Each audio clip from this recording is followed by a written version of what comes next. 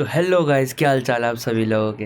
Hope आप सभी ठीक होंगे। पिछले रिएक्ट ट्यूटोरियल के अंदर हमने देखा था कि किस तरीके से हम डेटा को आगे पीछे भेज सकते हैं, मतलब कि किस तरीके से हम डेटा को भेज सकते हैं और ले सकते हैं। और हमने थोड़ा सा डिजाइन भी चेंज कर दिया था अपने टास्क का। जो व्यू था वो हमने थोड़ा सा चेंज कर दिया है, ठीक है। तो अभी हम क्या करेंगे यहाँ पर, तो आज की जो वीडियो होने वाली है ना, वो एक बहुत छोटे से टॉपिक पर होने वाली है, जो कि है पासिंग चिल्ड्रंस। ठीक है, चिल्ड्रंस को पास करना। अब वो क्या चीज है, चलिए सीखते हैं गाइस। तो स्वागत है गाइस आपका एक और ब्रांड न्यू वीडियो के अंदर। आज की इस वीडियो के अंदर मैं आपको सिखाने वाला हूं कि कैसे चिल्ड्रंस को पास किया जाए किसी कंपोनेंट के अंदर कैसे चिल्ड्रन को पास किया जाए। अब देखो डिस्क्रिप्शन है ना, जो मैं थोड़ा सा इसमें चेंज करने वाला हूँ। यहाँ पर देखो डिस्क्रिप्शन जो है वो किस तरीके से है, वो मैं एक स्ट्रिंग दे रहा हूँ डायरेक्ट, है ना, एक स्ट्रिंग दे रहा हूँ। अब मान लो कोई स्ट्रिंग ना हो, उसके अंदर कोई चिल्ड्रन हो, तो क्या करोगे आप, है ना। तो क्या करोगे, कुछ नहीं कर सकते। तो अगर आपको चिल्ड्रंस पास करने हैं तो कैसे करोगे। देखो चिल्ड्रंस होते क्या, सबसे पहले ये बात कर लेते हैं। जैसे डीआईवी है ना, ये एक डीआईवी है हमारा, ठीक है। ये डीआईवी कहाँ शुरू है कहाँ खत्म है, ये डीआईवी यहाँ शुरू है और यहाँ खत्म है। ये डीआईवी जो है ये हमारा यहाँ शुरू है और आखिरी लाइन में खत्म है। तो इसके अंदर इसके चिल्ड्रन जो है वो कौन कौन से है, एक ये डीआईवी है और एक ये स्पैन है और एक ये डीआईवी है, राइट। एक ये स्पैन है और एक ये डीआईवी है। तो ये है इसके चिल्ड्रंस, ठीक है, ये है इसके चिल्ड्रंस। ये ऑटोमेटिकली चिल्ड्रंस को उठा लेता है। लेकिन आप अगर चाहो तो आप कस्टम कंपोनेंट्स भी बना सकते हो चिल्ड्रंस के। अब वो कैसे बनाओगे, एक काम करते हैं यहाँ पर जो हमारा ऐड टास्क है ना, इसके अंदर कुछ सेटअप करके देखते हैं। पर हम अपने व्यू पे चलते हैं, वो दिखाता हूँ कहाँ पर मैं एग्जांपल लेके दिखाऊँ आपको इसका चिल्ड्रंस को पास करने का।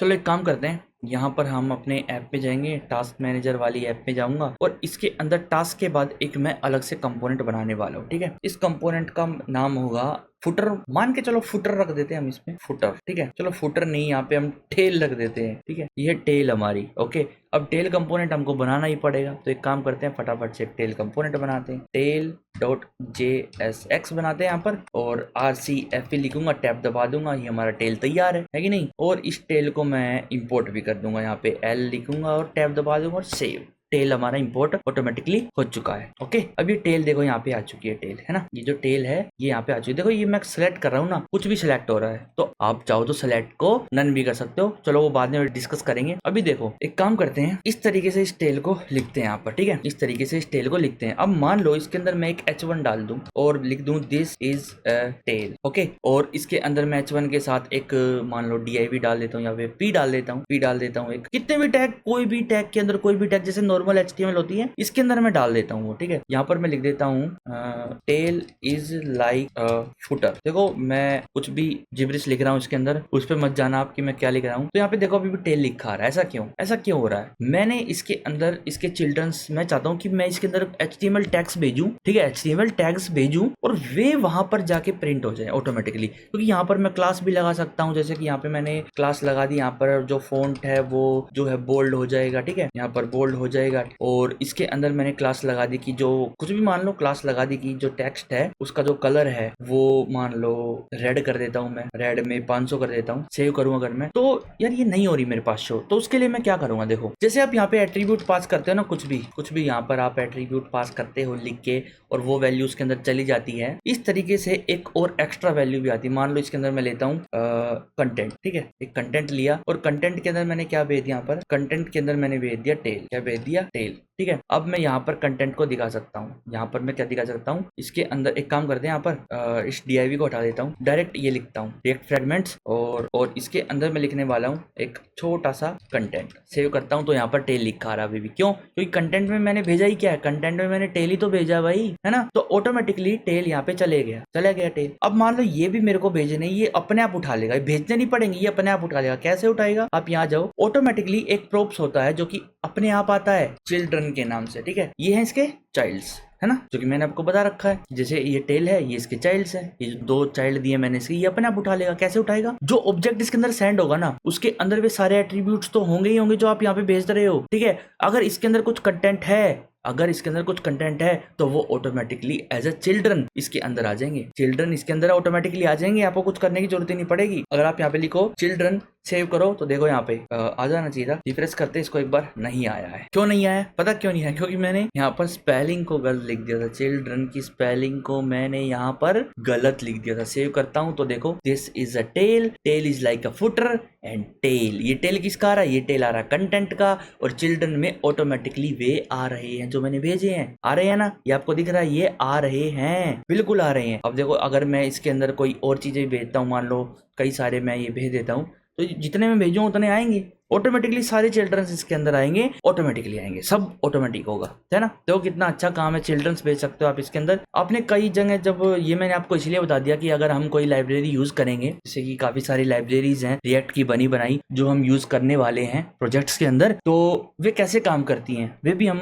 डिस्कस करेंगे ना अच्छे से। तो उसके अंदर हम डायरेक्ट चिल्ड्रन भेजेंगे, फिर आप उसको देख के कंफ्यूज होगे कि यार इसने हमारे जो कंपोनेंट हैं वे भी देखो, लाइब्रेरी का मतलब क्या है, इसके अंदर रिएक्ट के अंदर काफी सारे मॉड्यूल बने हुए रखे हैं, उनको हम डायरेक्ट इंस्टॉल करेंगे और यूज करेंगे। तो वे भी किसी हम जैसों और आप जैसों ने बना रखे हैं, तो वे भी क्या करते हैं, वे भी रिएक्ट कंपोनेंट ही बना के रखते हैं अपनी लाइब्रेरीज में। तो उनमें जब आप उनका जो कंपोनेंट है वो यूज करोगे और उसके अंदर आप जब चिल्ड्रन भेजोगे तो आपको कंफ्यूजन होगी, यार ये कैसे भेज दिया, हमारे कंपोनेंट में तो हम नहीं भेज पाए थे।